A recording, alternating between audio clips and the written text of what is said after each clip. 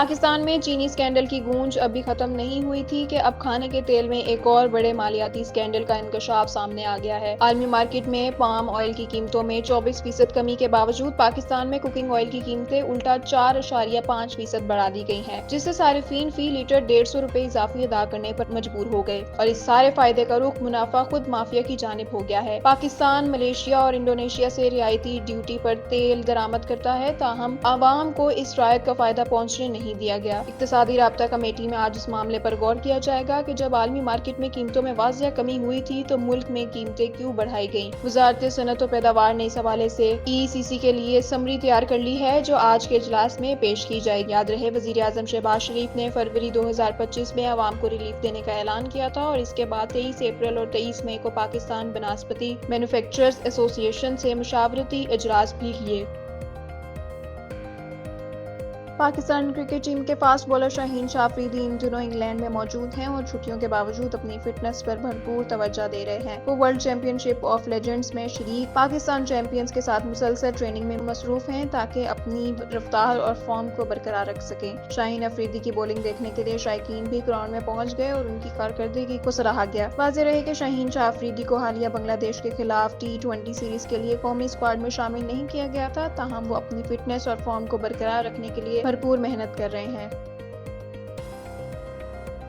Pakistani super star Humayun سعید نے حال ہی میں ایک پوڈ کاسٹ میں 2005 میں زی سینما ایوارڈز کے دوران شاہ رخ خان اور پریتی زنٹا کے ساتھ کی گئی پرفارمنس کی دلچسپ یادیں تازہ کی۔ ہمایوں سعید نے بتایا کہ لندن میں ہونے والے اس ایوارڈ شو میں انہیں فخر عالم، عدنان صدیقی، اعجاز اسلم، فیصل قریشی اور دیگر اداکاروں کے ساتھ مہمان کے طور پر مدعو کیا گیا تھا، تاہم انہیں بالکل علم نہیں تھا کہ وہ بھارتی سپر اسٹارز کے ساتھ اسٹیج شیئر کریں گے۔ دوران سفر جب فخر عالم نے مزاحاً کہا کہ سوچو اگر شاہ رخ خان تمہیں اسٹیج پر بلا کر ساتھ ڈانس کرنے کو کہیں تو کیسا لگے گا، تو ہمایوں نے صرف ہنسی میں بات ٹال دی، مگر جیسے ہی وہ لندن پہنچے تو انہیں دیگر ساتھی فنکاروں سے الگ کر کے ایک بس میں بٹھایا گیا اور بتایا گیا کہ ان کی شاہ رخ خان اور پریتی کے ساتھ پرفارمنس ہے اور انہیں ریہرسل کے لیے لے جایا جا رہا ہے۔ ہمایوں کے مطابق جب ان کی شاہ رخ خان سے ملاقات ہوئی تو انہوں نے بہت دوستانہ انداز میں بات کی اور جب ہمایوں نے کہا کہ مجھے کچھ معلوم نہیں تو شاہ رخ خان نے خود انہیں ڈانس اسٹیپس سمجھانا شروع کر دیے اور ان کے کوریوگرافر نے بھی ان کی مدد کی۔ ایوارڈ شو کے اگلے دن جب ہمایوں نے ریما خان کے ساتھ، شاہ رخ خان اور پریتی کے ساتھ ویر زارا کے گانوں پر ڈانس کیا تو تقریب میں موجود 50 سے 60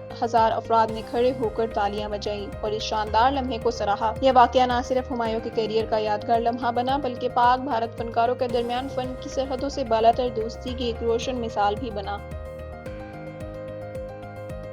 بھارتی پنجابی گلوکار اور اداکار دلجیت دوسانجھ نے پاکستانی موسیقی سے اپنے محبت کا اظہار کرتے ہوئے معروف پاکستانی گلوکار سجاد علی کا گانا راوی سوشل میڈیا پر شیئر کر دیا۔ دلجیت نے انسٹاگرام پر ایک ویڈیو پوسٹ کی جس کے بیک گراؤنڈ میں سجاد علی کا مشہور گانا راوی چل رہا تھا۔ اس اقدام کو صارفین نے خوب سراہا، خاص طور پر پاک بھارت کشیدہ تعلقات کے تناظر میں دلجیت کی اس دوستی اور موسیقی سے محبت کو امن کا پیغام قرار دیا جا رہا ہے۔ دلجیت دوسانجھ ان دنوں پاکستانی اداکارہ ہانیہ عامر کے ساتھ فلم سردار G3 میں کام کرنے کے بعد بھارت میں تنقید کا سامنا کر رہے ہیں، تاہم سرحد کے دونوں طرف سے فنکاروں نے دلجیت کی حمایت کی۔ دلجیت نے کہا کہ فلم کی شوٹنگ فروری میں مکمل ہوئی تھی اور اس وقت ماحول پرسکون تھا۔ یاد رہے سردار G3 کو بھارت سمیت دنیا بھر میں 27 جون کو ریلیز کیا گیا تھا، جس میں دلجیت اور ہانیہ کی جوڑی کو شائقین کی جانب سے بھرپور پذیرائی ملی۔